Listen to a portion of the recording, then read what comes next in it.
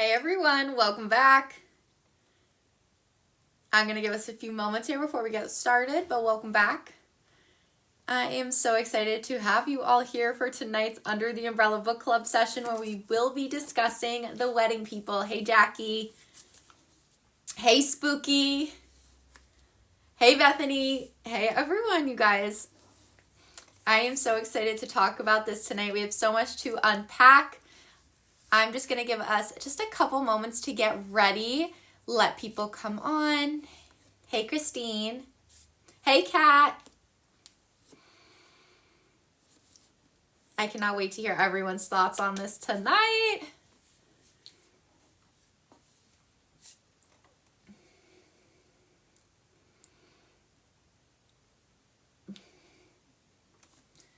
I know Belle on here too is really excited, so we're gonna wait just a couple moments. I want to give everyone enough time to hop on. But everyone, get your thoughts ready, get your questions prepared, get your book out. I cannot wait to dive in. And I was thinking that today I'm going to just kick us off. Perfect! Thank you, Spooky. I think I saw her pop on here. I wanted to just kick off this tonight with just a quick summary to get everyone's brains sparked, ready to dive in. So let me just give you a brief summary. Phoebe arrives at the Cornwall Inn in Newport, Rhode Island, alone, without a suitcase, and without a husband. Mistaken for one of the wedding people, she becomes an unexpected guest at a meticulously planned wedding. But amid all the carefully arranged details, the bride never anticipated Phoebe. As the two women form an unexpected bond, they become each other's confidants. The Wedding People is a story of unlikely friendships, love and loss, and the moments that shape us. It's about the many paths life can take, depending on the chances we're willing to embrace. That is just a little summary of The Wedding People. Now I want to start this off by asking everyone their overall thoughts on this book. So, how did we all feel? I personally really enjoyed every moment of this book. I read it so fast. I was not sure what to expect because taking a look at just the cover itself, I didn't know if it was going to be a romance. I didn't quite know the vibe. We have Spooky, I loved it, gave it 4 stars. Kat, it made me cry towards the end.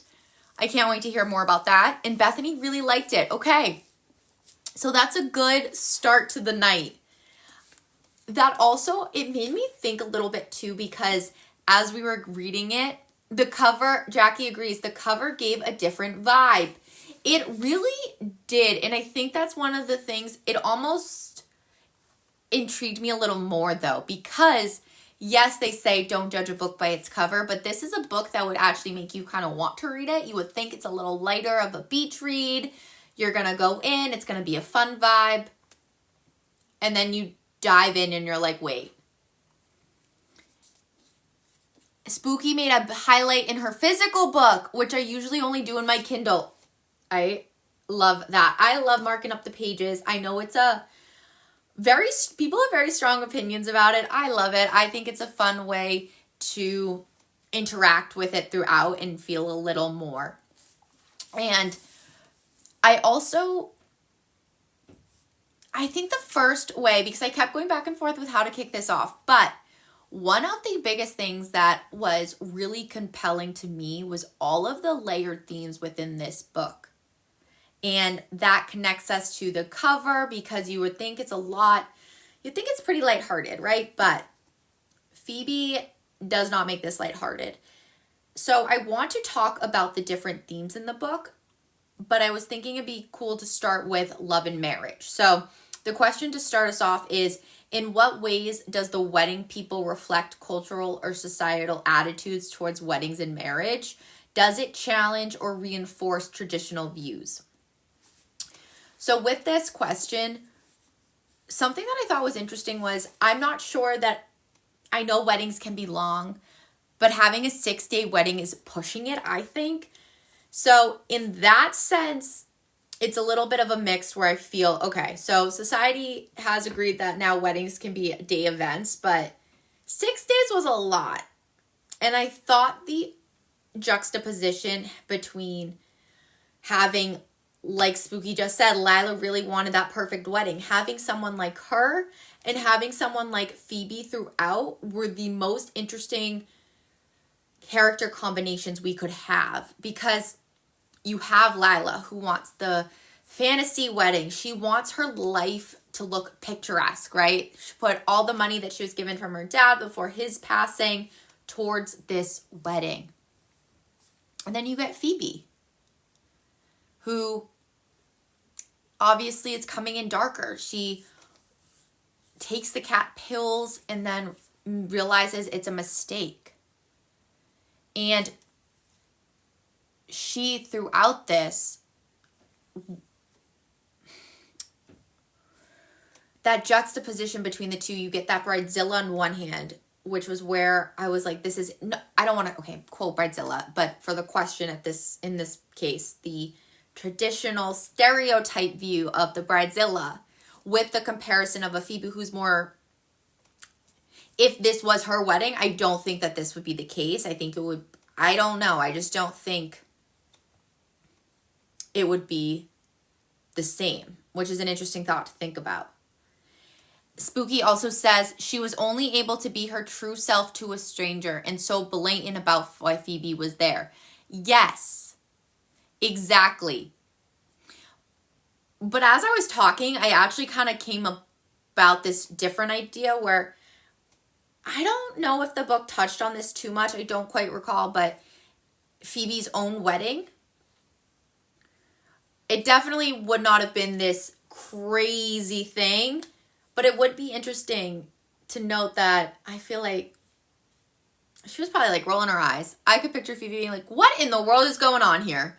Like, why are we doing this? But then to see that transition from her thinking that to, maybe this is kind of fun. And this view on love and marriage through, there's a lot of characters, I guess, involved with this love and marriage theme. In terms of, we're seeing Marla, which we will talk about the side characters, but just to stay with me here, there's the Marla of it all, who she's going through her own relationship problems. There's Gary, who, of course, is the widow. And there's also Phoebe, who's going through this divorce. And so we're really seeing all different angles of how marriages can play out. And I thought that there were another theme throughout this was that marriage aspect, which when you take a look into this, you're like, oh,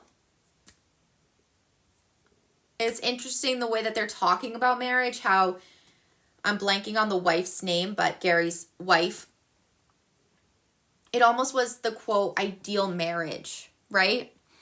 So we're seeing that side of a marriage. We're also seeing the tougher side of a marriage. And we're also seeing Marla, who she's just, I don't know where she's at in this triangle, but it's a very interesting triangle. Belle loved that there were different POVs. Yes. It was interesting too how this was able to have so many point of views, but it was only one perspective in reality, right? Like there wasn't every single chapter wasn't switching back and forth. It was all from Phoebe's, but that was part of the writing style that I loved. I thought it was such a natural, conversational-esque with witty banter and dark humor throughout. And so you got all these point of views, but really we're technically only getting that one point of view. And I think that that's a credit to the author in this case too, because you're reading it not realizing you're getting all of these point of views, but you are, right? And that is captivating to me. When I was looking into how to categorize this book, like what genre it would go in, because when you look it up, it'll technically tell you that it's a romance. But I can't be the only one who's like, this is not like considered a romance, right? So I landed on contemporary fiction, and something that I thought was really interesting was that the The reason this can fall under contemporary fiction, it's more than just like, of course, we think, oh, it does, definitely. But the reason is because the novel's main focus is on real life experiences, relationships, and self-discovery. And those are the key elements to contemporary fiction. So I thought that was really cool. And the other part of the themes I wanted to get to as well, because aside from love and marriage, there's also the mental health, right? So I wanted to hear your take on how you felt this book handled the depression and mental health aspect. I personally thought it was a really interesting way to go about it, because once Phoebe decided that she wanted to live, we were able to, I don't want to say let go, because I feel like that could make it sound light of a situation when I know it's not. But as a reader and as a story itself, it was like that was it.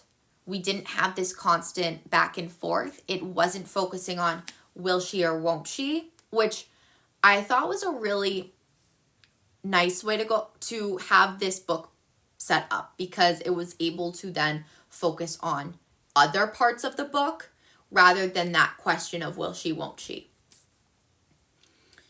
But it was also, there was one scene that I have to talk about with you guys, because it hit me in a way that I don't know if it was meant to, but it did. So the one that I really wanted to start with for this theme in particular was when she was taking a bath.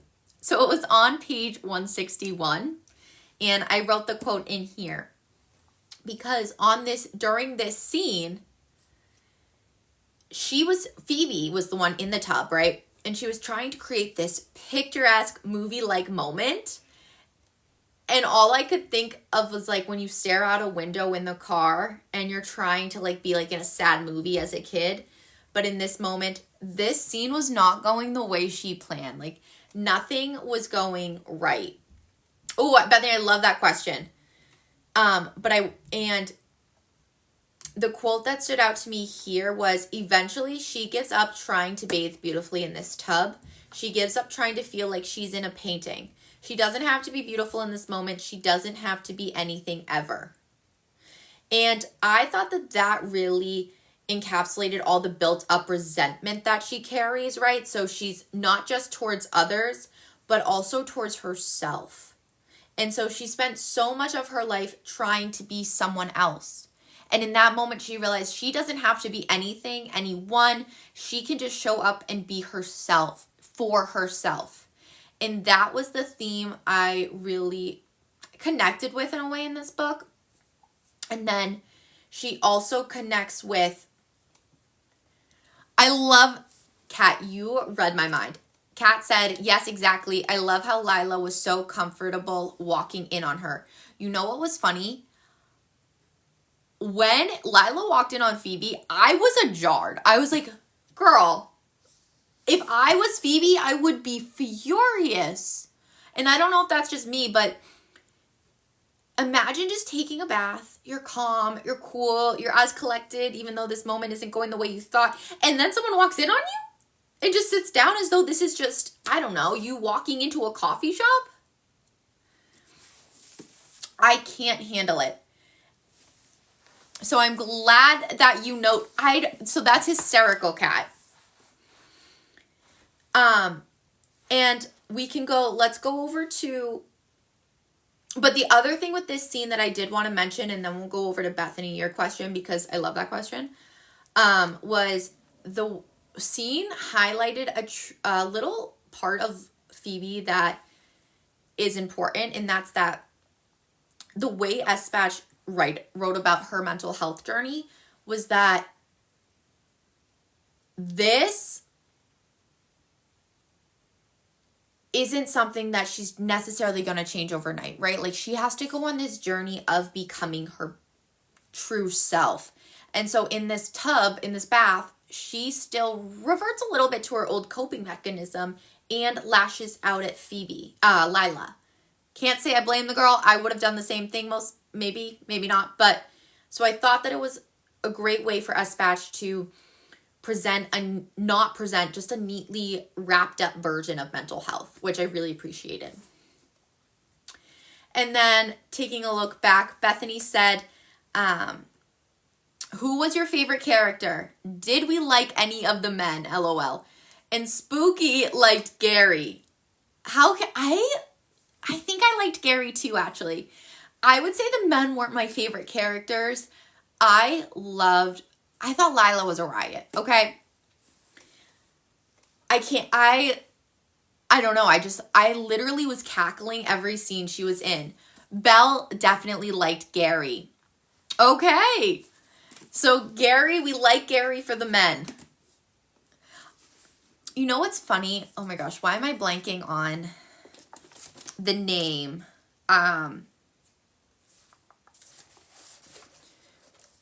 You thought Lila was funny. Yes. Is it Bob? Wait, who am I thinking of? Jim?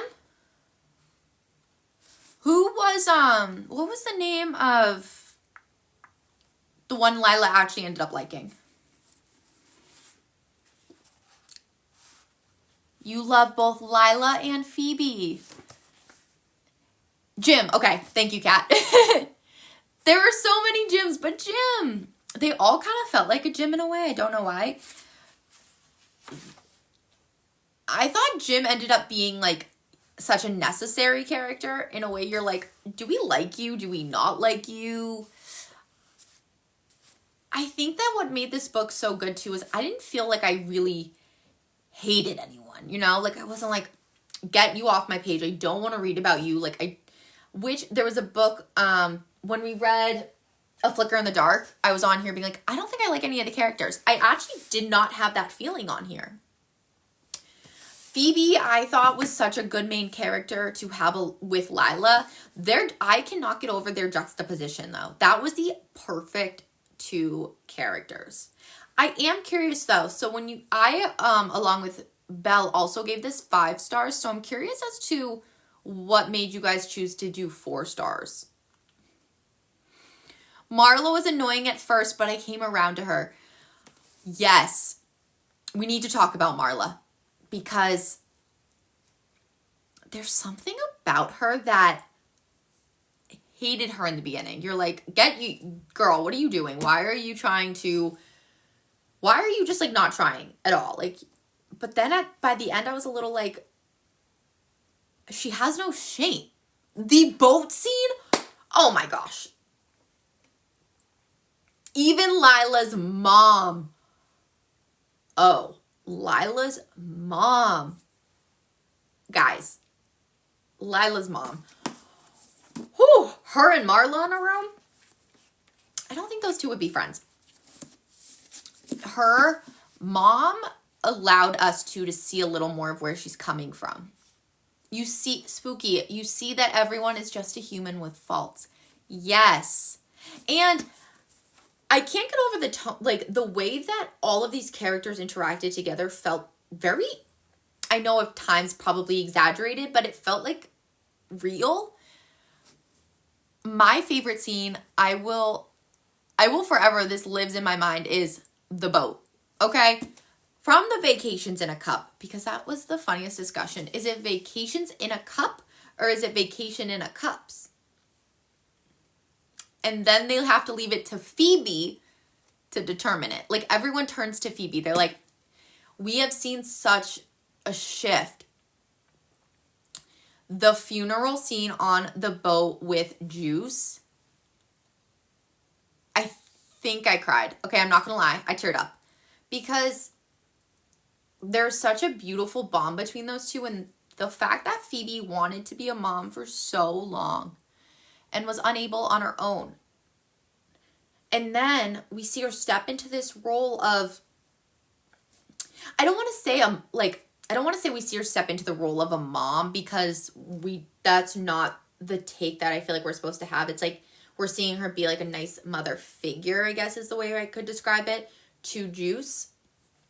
And I can't get over the fact that she wanted to be called Juice. And then we find out the reason has to do with because her mom called her that. And Belle said, I felt like she was trying to advocate for Juice in a way. Yes, she was. And she was the voice that Juice needed when she didn't know what she needed, right? So if Phoebe wasn't there, what would have happened with the dog? Like, that broke my heart. Because everyone's like, it's just a piece of plastic. And Lila didn't really understand. Yes. I don't think Lila knew how to understand either. I don't think that she had the ability. And Phoebe was, in that moment, yes, this funeral was for Juice. But it was also for herself. Because, in a way, she did come over, like, overcame her own death, too, throughout. She shed this person, this life, she had to overcome all of that and honestly bring herself back to life, right? And then the cat, Harry, and Phoebe knew what it was like to lose a mom. Yeah.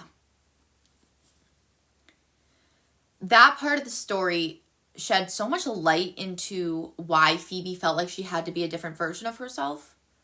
Because she was always trying to be someone. And that part was crazy. Like, made sense because of all of that background that was incorporated throughout. From trying to be someone for her dad to trying to be this perfect person for Matt. She never felt like she was the smartest one in the room. Or even like on the same level. And I loved being able to see that when she was in a different situation, a different setting on this boat, or just throughout the wedding in general, everyone looked to her to help, for answers, for guidance, because she was smarter than she realized. She just wasn't ever in the right spot to feel or set up for success. And we are able to see that growth and belief in herself throughout. And then through that connection with Juice, she also gets to see another side of herself, right? She gets to see, you know what? There was a point in the book when they talked about how Phoebe was with kids, right? How she kind of just let them be a kid. It was like, I'm not going to like talk to you like a child. No, we're humans. Like, I'm going to talk to you like a human in a way that Juice needed. She needed someone to be like, sure, instead of just saying, don't wear these boots, well, maybe in this situation, we don't need the boots. Like, you know what I mean? Which brings me to the scene that, I don't know, it just made me love Juice even more because I was like, why is this so true? And I need to find it. Okay, so you guys know about umbrellas, right? I just loved this scene. It's on page 204. When it begins to rain, Phoebe says, look, we don't even need an umbrella. You can just get under the hat. Phoebe pulls her in close. I'd never carry an umbrella anyway, Juice says. Why not? It's so embarrassing. I thought that was so funny because it's so true. It's one of those things, and I don't know why. When you are a kid, okay, fine, all the way up to like high school, maybe some people college, it's embarrassing to carry an umbrella. It's embarrassing to be so prepared because we want to act all cool and chalant like we're not prepared. But in reality, we are extra prepared with this umbrella. Like, no. No. For Under the Umbrella Book Club. Yes. I love that. That scene had me laughing because I can just picture myself, you know? And it also touched on with the scene when she was finally ready to shed the boots. I was like, this is really sweet. This scene, that's what I noticed throughout. Espach was really able to have one meaning, but there's a lot more meaning. There's a lot more depth. Like that onion, when you're peeling back the layers, when you read between the lines, it's never saying what you think it's saying. I just can't get over. I was amazed by this book. I loved it. So much depth. The other thing that I wanted to say was that different meaning about different things. And different meaning about different things. What do you mean by that? I'm curious. I feel like this is a really interesting statement. There was so much meaning in here. I mean, even on the boat when Marla gets the text, I thought she was lying at first about the car registration. No, she wasn't. She really needed to fill out her car registration. And I just wanted to give Spooky a moment here.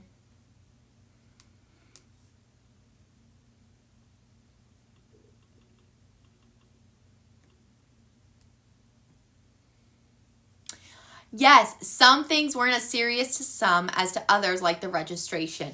That is such a good point. Everyone had different priorities. Oh, that's interesting. Huh.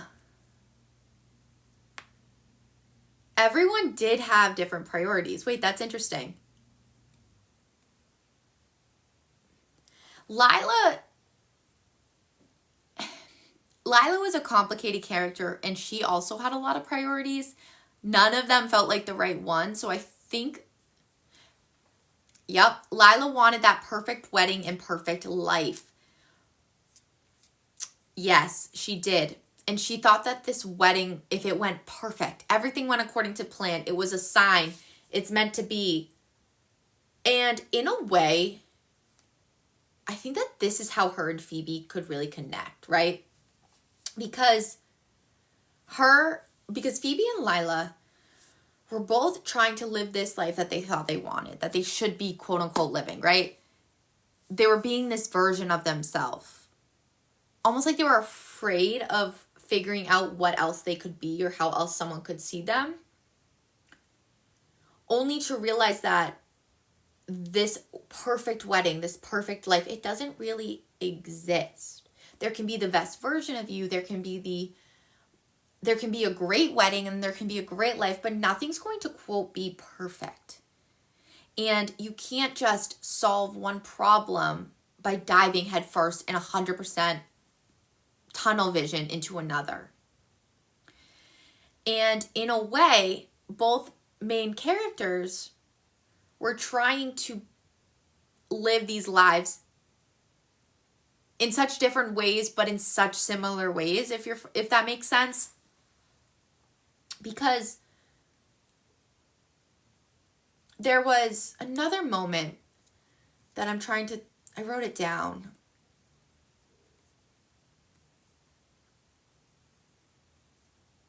Because, okay, yes. Nope, this wasn't it. Sorry, 1 second. There was an interesting, what was it?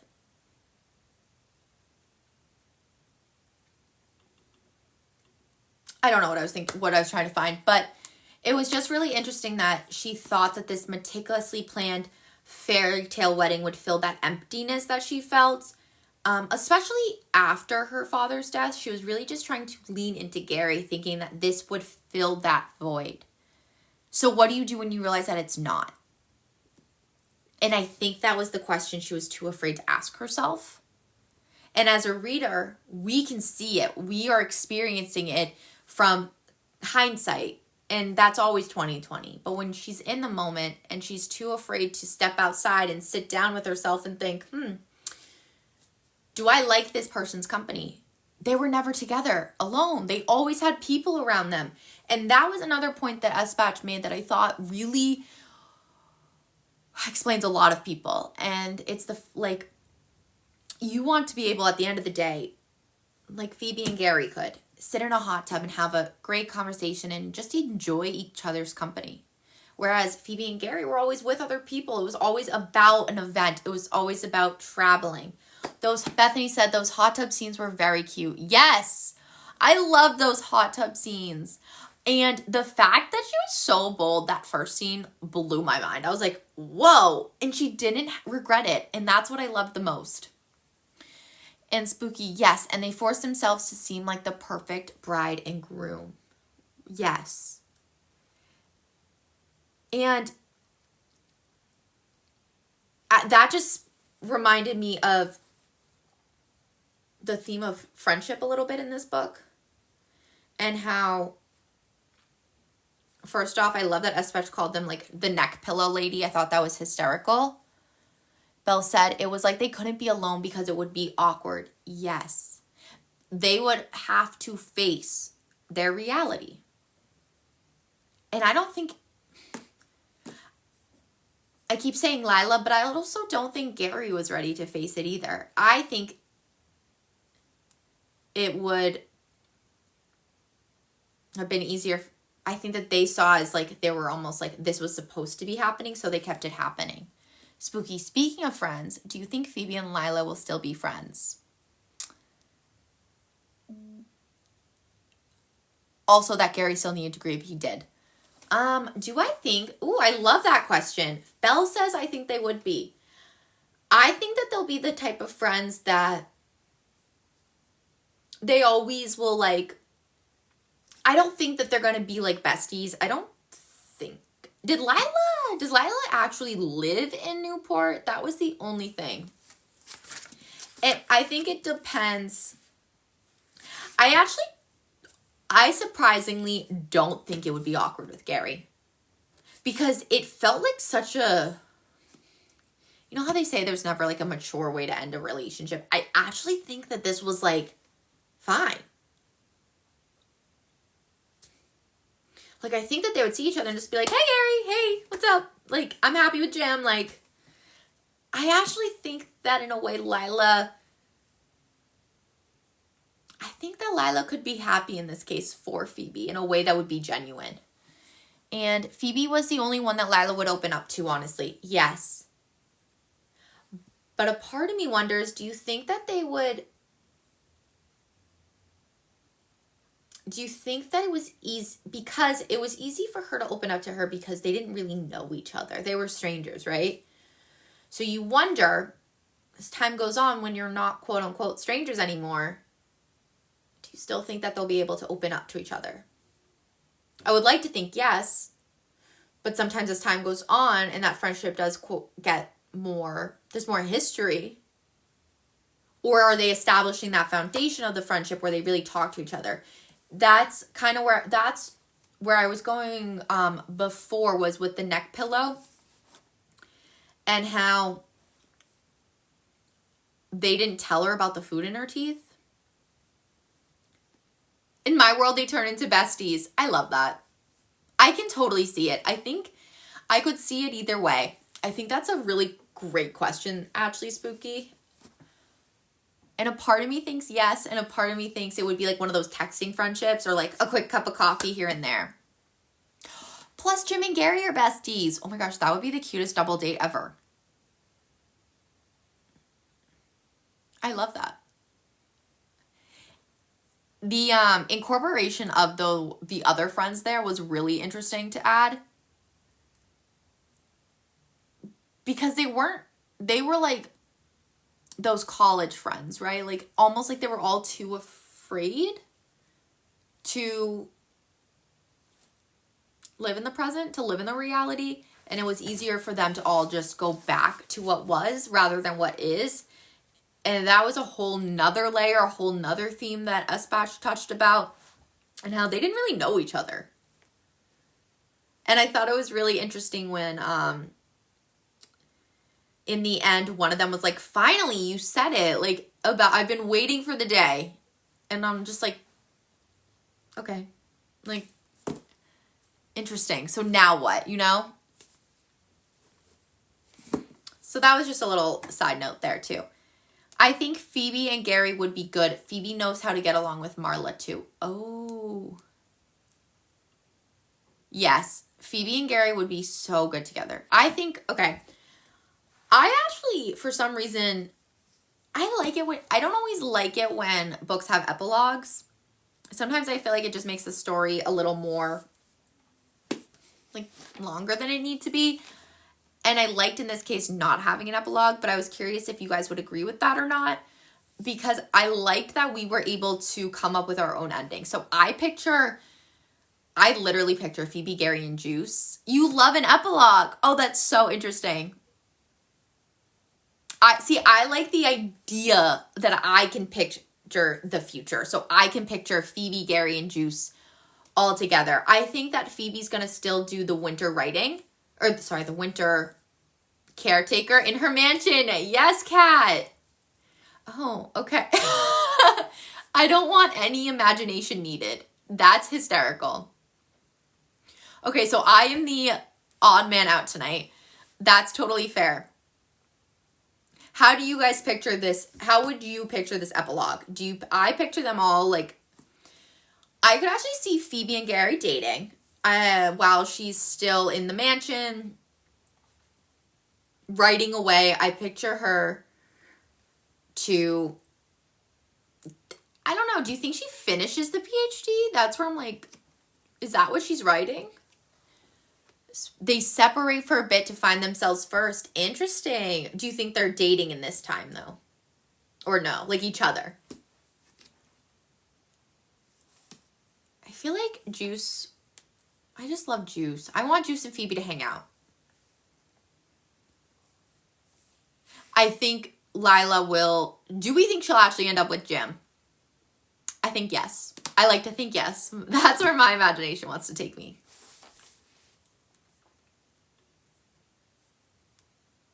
Yeah, okay. Me too. Okay, amazing. So at least we're all on the same page with that. Not dating yet. She writes in the mansion. Lila and Jim, yes. Okay. Interesting. I like that take. They just kind of, do you think that they see each other? See, this is why I don't love an epilogue, because I like to be able to see where your mind would take you, where you would think it's going versus where I would think it's going. Yes. Okay. Oh, I love that take.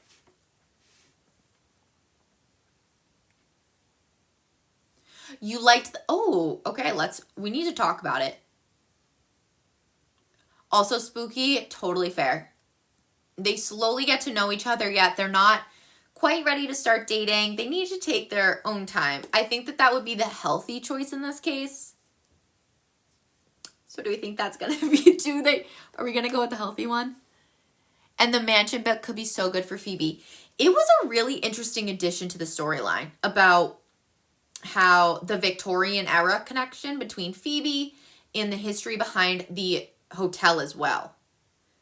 I thought that was a really cool connection. It also made not only Newport Island as I felt like Newport was a character, but inside of that really was focusing on the hotel as a character. Pauline, I think her name was, at the front desk lady, was hysterical. It showed her brilliance being noticed. Yes. It did make her brilliance be noticed. It was the perfect connection. And without that, I don't think we would be able to see that brilliance as much. And Belle said it made me want to start over. I loved the hotel staff. They were amazing. They were so funny. When they come in, when they go to CVS, hysterical. I don't think that would happen in real life, but I like to pretend that it could if you were having a 6-day wedding. When Ryan with the U, why are you spelling it with a U? Does everyone ask you why you don't spell it with an A? Like, that's hysterical. Like, that's so funny. That's like a little detail that you might not think of as a reader, but the writer has gone to that intention, to that depth. And how funny was it in the end when, I keep calling her Pauline. I'm just going to pretend like that's her name if it's not. You can correct me. But at the last scene when Phoebe's like, oh, I'd like to extend my stay. And she's like, we're fully booked. Bye. And Phoebe's like, okay, so there goes your hospitality. I know the wedding's over, but I wasn't even here with them in the first place. I thought that scene was so funny. And it really goes to show when they only care about whose wedding it is at the time, which a whole other part of the wedding aspect, I thought that was cool. Oh my gosh. carrying everything in on the little, like, tray. Loved. So funny. And, oh, that's so funny. I love that scene. Ryan with, oh my gosh.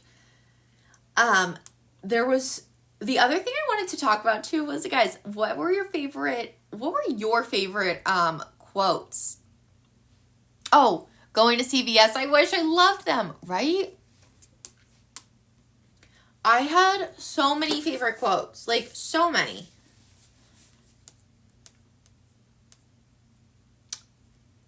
One of mine was the one, I did like that bath one. Oh, no, sorry, the funeral one.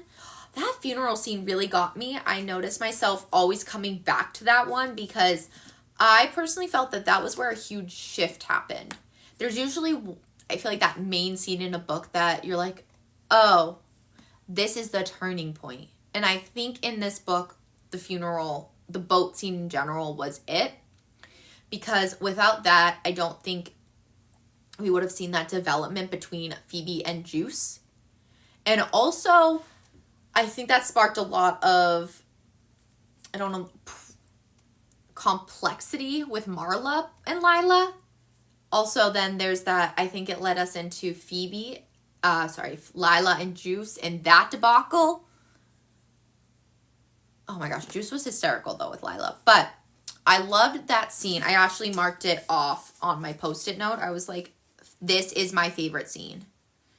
But Phoebe or Juice was like, what do I do now? And Phoebe's like, throw it overboard. Throw the dog overboard. We're saying goodbye. And everyone's like, am I allowed to do that? Like, and the captain's like, I mean, I wouldn't recommend it. And Phoebe says, go ahead. If she's going to live, she's going to live differently this time. Because old Phoebe would never have told Juice to throw that dog overboard. It's a piece of plastic. It is technically littering. But she was like, no, I'm tired of making the same decision over and over again and not being happy with the results.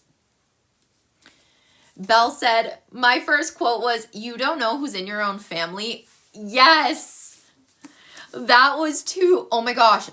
Yes. And then they get in the elevator. Oh my gosh. Or they were in the elevator and she gives her the gift bag. And she's like, this is the something about chocolate wine, I think it was. And they were like, wow, this is so much better than I thought it was going to be. I love that. I also had the quote, this one's a little more serious, but this is my wedding. I've been planning this my entire life. And then Phoebe goes, I've been planning this my entire life. It's not until Phoebe says it that she realizes it's true. It's not that she's always wanted to end her life, but it's been an idea. A self-destruct button Phoebe never forgot was there, even during her happiest moments. There was a lot of interesting quotes I found that were a little more serious. The other one that similarly was, you know what your problem is, Phoebe? She didn't know what her problem was, and she hated how eager she was for Bob to tell her. How much of her life had she spent in this moment waiting for someone else to decide something conclusive about her? That was her problem. She knew. But Bob said, you think too much. And it genuinely surprised her. Wasn't that a good thing? Wasn't that the point of being an academic? I thought that was funny in a way, sad in another. Like, she's literally like, I've always been waiting for someone to tell me who I am. And of course, like here at Define, like we want you all to be navigating your day with purpose. And this quote was the exact like opposite of that in a way that I thought was really telling of her mindset, because we want you guys to we want everyone to go through their day like defining who they are, right? Phoebe's sitting here waiting for everyone to define her. And I think that now moving forward, we see her seeing, you know what? No, I don't have to be anything for anyone else. I am going to be who I choose to be. I'm going to define myself and not let others define me for me. And I thought that was the overall takeaway that I loved. Also, Belle said, there will be no mess. Yes, that was something. Oh, Spooky, what was yours? You said yours is a serious, sad one. There were so many sad quotes. Kat, I loved when Phoebe told Lila that Lila gave her a reason to get up, to be part of something. Are you referring to the last quote by chance or no? Because I had written down, this might not be it, but it's also true that this wedding will never be a waste, Phoebe says, because I came here to die, and now look at me. I would not have liked the speech that Phoebe wrote if it was actually said to during the wedding, because it was kind of connecting back to her, but it was perfectly delivered at this moment. Oh, when she refused to get into the car. Yes. Yes. I loved it. That scene was... Lila, every day this week, you gave me a reason to get up in the morning, to put on a beautiful dress and be part of something. And for that, I will always be grateful. I loved that scene. Oh, Kat, such a good one. There were so many, and I love finding out everyone's favorite quote. I really do. The other one I thought that I liked was, which brings me to a different question that I want to hold off on just for a few minutes because I want to make sure we all cover the quotes. But the scene in the end when Matt comes to the hotel, we were married, he says. I honestly don't think I realized what it meant to be married until I left. How do you know until you can look back at what it was? After I left, I could see it so clearly. I saw this beautiful thing that I had destroyed. So then we're brought into a whole other theme, or a connecting theme, but this problem of we almost don't know how good it is. And it's that fear of, it's almost that thing of like, you don't know until you, where am I trying? Like, I feel like you guys know what I'm saying. I just have to articulate it, but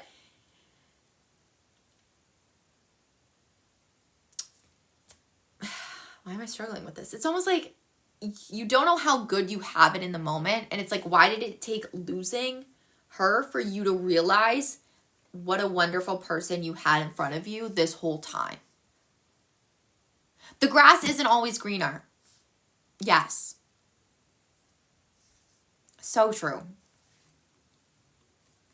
And, okay, so I guess I had I really had two more points I wanted to talk to you guys about.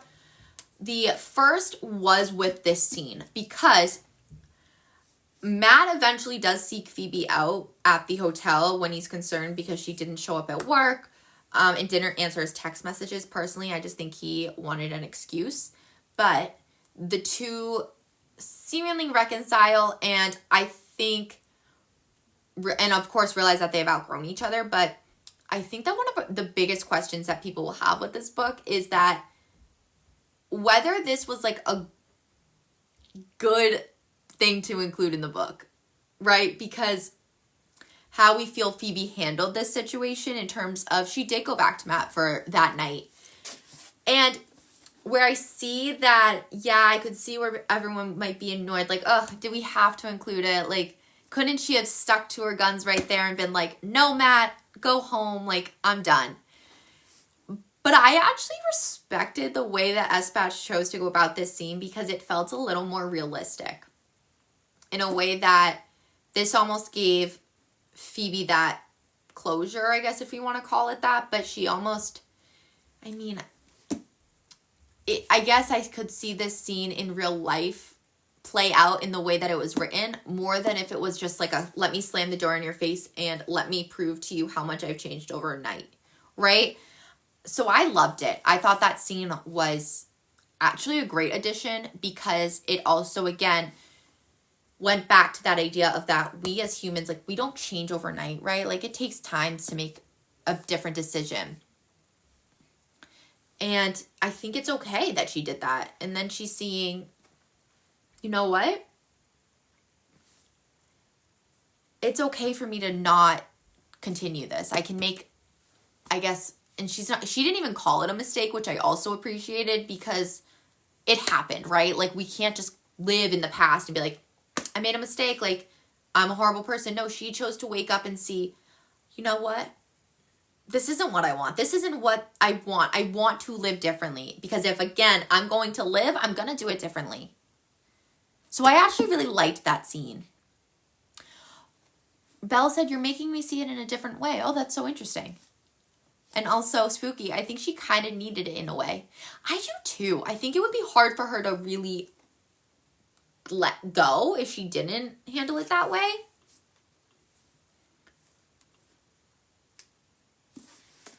So I thought the scene was a good choice to include, and to the way she handled it. It felt very real. Yes, exactly, very real. I actually like that scene. Yeah.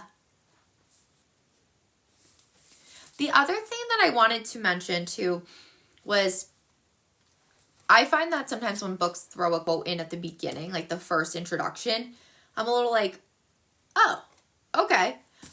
But this time I went back to it. And it's funny how when you see something the second after you know the end result, how it makes you see it differently. So what I'm talking about is, in the beginning of the book, there's the quote from Virginia Woolf, Mrs. Dalloway. And it says, it was awful. He cried, awful, awful. Still, the sun was hot. Still, one got over things. Still, life had a way of adding day to day.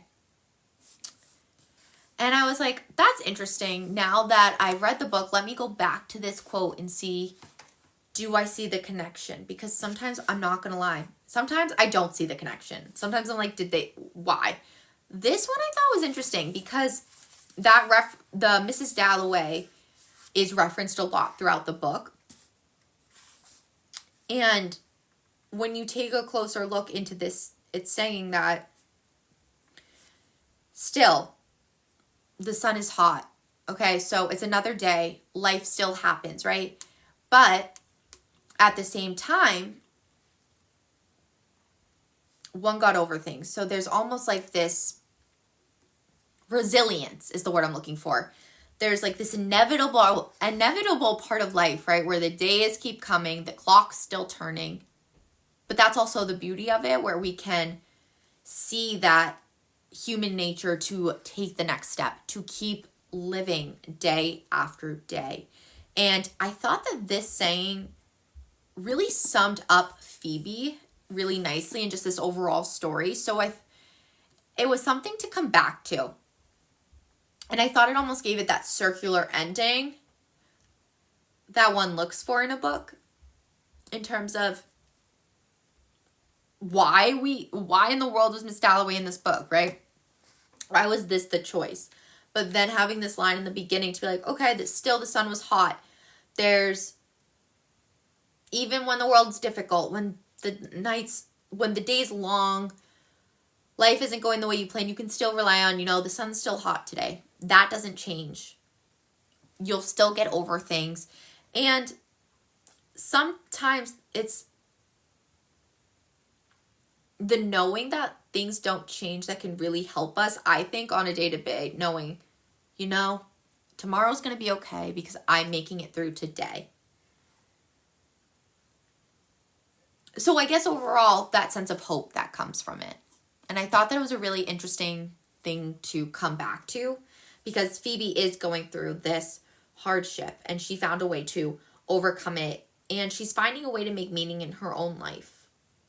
And so to have that quote be at the beginning of the book was a nice circular connection that I wanted to make sure we got around to, because I hadn't noticed it until I went back, because it felt like a very random quote at first, but yeah.